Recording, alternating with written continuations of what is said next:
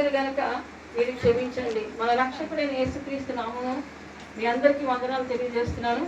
అలాగే యేసుక్రీస్తు ప్రభు సర్వ మానవాళి పాపాల కోసం వారి లోకానికి వచ్చి తన ప్రాణాన్ని పెట్టినప్పుడు శిలువలో మొదటిగా పలికిన మాట, తండ్రి మీరేం చేస్తున్నారో మీరు ఎరుగరు కనుక వీరిని క్షమించండి. మీరు ప్రార్థన చేసుకున్నాం.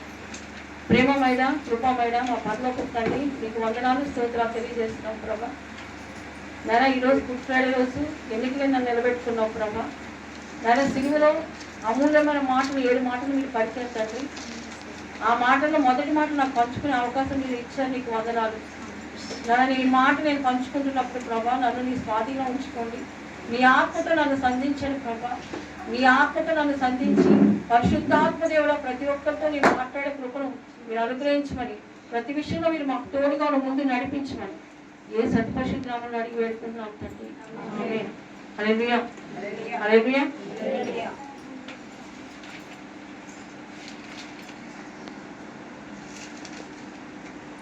యేసు శిలువలో పలికిన 7 మాట, మొదటి మాట ఏంటంటే క్షమాపణకి గుర్తు. రక్షించడానికి వచ్చాడు.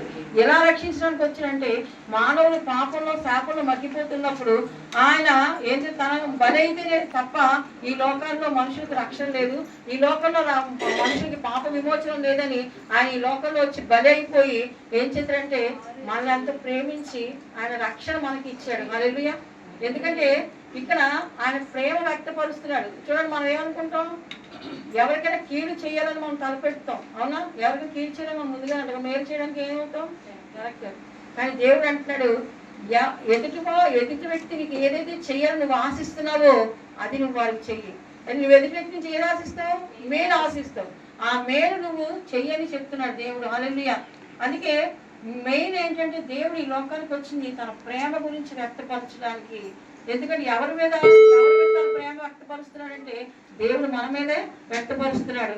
ఎందుకంటే నిరూపమైన ఈ క్షణాగుణము పరకీవేస్తూ తను హింసించిన సిలువ వేస్తున్న వారి కోసం ఆఖరి శ్వాసలో ఉన్నా కూడా తను హింసించిన వారిని క్షమించమని తండ్రిని కోరడం కోసం ఈ లోకానికి వచ్చాడు. హల్లెలూయా. హల్లెలూయా. ఎందుకంటే దేవుణ్ణి ఎరగని, ఇప్పుడు దేవుణ్ణి ఎరిగిన కూడా ఈరోజు మనం ఎలా ఉంటామంటే క్షమించలేని గుణంలో ఉన్నాం, ప్రేమించలేని మనసులో ఉన్నాం. పైన దేవుని ఎరగని ప్రజల గురించి పక్కన పెట్టండి, దేవుని ఎరిగి కూడా మనం ఏం చేస్తున్నామంటే మనం ఎవరైనా ఒక మాట మన అన్నారు అనుకోండి, వెంటనే మనకి ఏమొస్తుంది, కోపం వస్తుంది. కోపం వచ్చి ఆ కోపంలో ఎలాంటి మాటలు మాట్లాడుతూ మనకు తెలియదు. ఈరోజు అలాంటి కోపమే దేవుడికి వస్తే మన పరిస్థితి ఏంటి? అలాంటి కోపమే దేవుడికి వస్తే ఈరోజు నీ పరిస్థితి, నా పరిస్థితి ఏంటి? ఆయన దేవుడు కదా, ఆ పరలోకాన్ని విడిచిపెట్టి ఈ లోకానికి వచ్చి నీకోసం నా కోసం రక్తం కార్చిన ఆ దేవుడికే కోపం వస్తే ఈరోజు నీ పరిస్థితి, నా పరిస్థితి ఏంటి?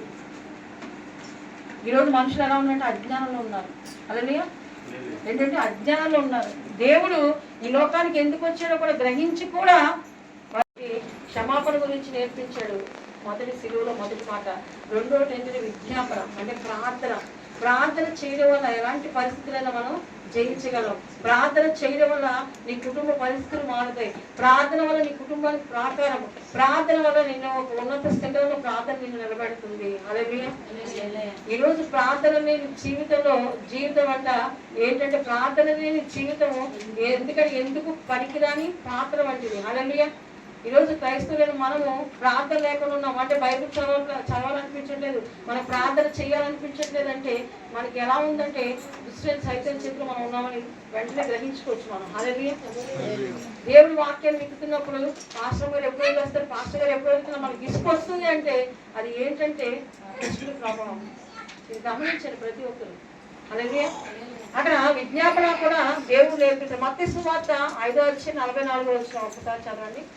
మత్తయి సువార్త 5:44. మత్తయి సువార్త. నేను మీతో చెప్పున్నదేమనగా, మీరు పరలోకమందున్న మీ తండ్రి కుమారులై ఉండునట్లు మీ శత్రువులను ప్రేమించుడి, మిమ్మల్ని హింసించు వారి కొరకు ప్రార్థన చేయుడి. ఆమేన్. హల్లెలూయా.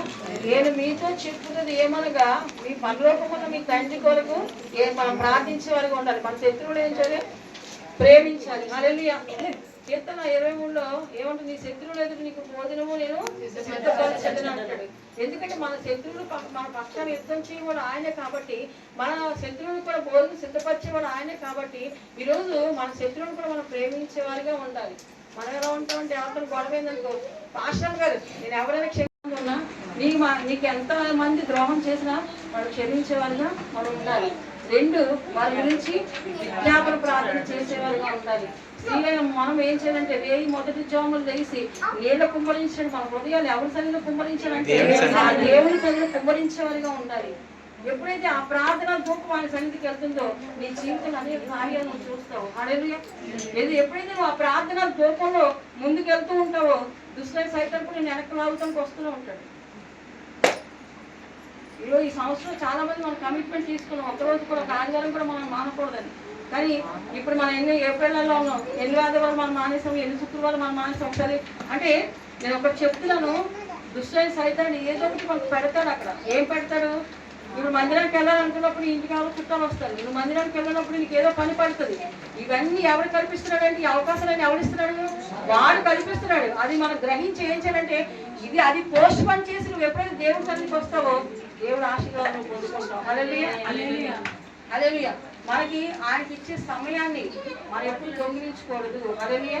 ఈ 2026లో సంగమా దేవుడు మనకు ఒక సమయాన్ని ఇచ్చాడు. ఈరోజు గుడ్ ఫ్రైడే సందర్భం ఒక సమయాన్ని మనకి ఇచ్చాడు. మనం అందరం ఆయన సన్నిధిలో ఉన్నాము. ఆయన సిలువలో పలికిన 7 మాటలు ఇప్పుడు ఎవరిస్తున్నప్పుడు మనం వింటున్నామంటే అది ఎవరిచ్చిన ధన్యత అంటే ఆయన ఇచ్చిన ధన్యత. ఒక మాటను ఆయన ఆకర్షిస్తేనే తప్ప ఆయన సన్నిధికి ఎవరు రాలేదు. ఆయన ఆకర్షిస్తేనే తప్ప ఆయన సన్నిధికి ఎవరైనా రాగలరు.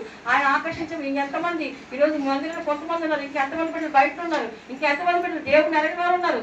దేవుడు ఇంకా వాడిని ఆకర్షించలేదు. ఈరోజు నిన్ను నన్ను ఆకర్షించాడు. నీకోసం నాకోసం ఒక ప్రణాళిక వేసుకున్నాడు. ఎందుకంటే తల్లి గర్భంలో నువ్వు పిండమై ఉన్నప్పుడే ఆయన మనం నిర్మించాడు కాబట్టి, నిన్ను నన్ను ఆయన ఎన్నుకున్నాడు కాబట్టి ఈరోజు ఆయన మందిరంలో మనం ఉండగలిగాం. ఆయన ఇంకా నీ నుంచి నా నుంచి ఏం కోరుకుంటున్నాడంటే మన నుంచి మన హృదయంలో నుంచి ప్రార్థన దోపాలని కొడుకు ఆయన చూస్తున్నాడు. క్షమించి గుణం కలిగి ఉండాలని చూస్తున్నాడు. ఈరోజు మన జీవితంలో కొన్ని ఏమైనా పాపాలు అడ్డుగా ఉన్నాయి. ఏ పాపం ఆయనకి మనకి ఏ పాపం అడ్డుగా ఉందంటే 7 పాపాలు అడ్డుగా ఉన్నాయి. ఏ పాపాలు 7 పాపాలు అడ్డుగా ఉన్నాయి. ఆ లాస్ట్ టైం ఉపవాస ప్రార్థనలో ఆల్రెడీ చెప్పుకోవడం జరిగింది. కోపము, అసూయ, ద్వేషము, చారత్వము, అల్లర్లు, ఆటపాటలు, ఇంకా ఇంకా 7, మొత్తం 7 అంటే 7 సంఖ్య. దేవుడు సిలువలో పడిన మాటని మనకి ఆయనకి మనకు అడ్డుగా ఉన్న పాప ఎంత 7. దీన్ని బట్టి మనం అర్థం చేసుకోవాలి మనం ఏ స్థానంలో ఉన్నాం ఇప్పుడు దేవుడి సన్నిధిలో. హల్లెలూయా హల్లెలూయా. అంటే ఈ మొదటి మాట వల్ల మాకు ఈ మాట ద్వారా మనల్ని బాధించిన వాడిని క్షమించగలిగే హృదయం కలిగి ఉండాలి. మనం బాధించిన వాడిని ఏం చేయాలి? హల్లెలూయా హల్లెలూయా. అలాగే చూడండి, అజ్ఞానం ఎరగకపోవడం, వారు చేస్తున్నది పాపమని తాము సిలువ వేస్తున్నది పాపం అని కూడా తెలియక వాడు ఏం చేస్తున్నారు, సిలువ వేస్తున్నారు. హల్లెలూయా. వాళ్ళు తెలుసా తెలీదా రోమా సామ్రాజ్యానికి వాళ్ళు చేస్తున్నది పాపం. అంటే ఏ పాపం ఎరగని దేవుణ్ణి సిలువ వేస్తారని వాళ్ళు అనుకోలేదు. ఎవరు వేస్తున్నారని ఆ రోజు ఏమని 2 దొంగలు నిలబెట్టి దొంగని బరబ్బాను వదిలిపెట్టారా ఏసైని వదిలిపెట్టారంటే ఏమని కేకలేశారు, బరబ్బానే వదిలిపెట్టమన్నారు. అంటే ఏసైని ఏ విధంగా సిలువ వేశారు, ఒక దొంగని వేసినట్టు వేశారు. ఎలా వేశారు అంటే వాళ్ళ దృష్టి వేసి ఏంటి, ఒక దొంగలాగా వాళ్ళు చిత్రీకరించి వాళ్ళు సిలువ వేశారు. ఆ సిలువ వేసినప్పుడు కూడా దేవుడు ఏం మాట్లాడాడంటే కూడా లూకాసు సువార్త 23వ అధ్యాయము 47-48 వచ్చిన ఒకసారి ధ్యానిద్దాం. లూకాసు సువార్త 23:47-48.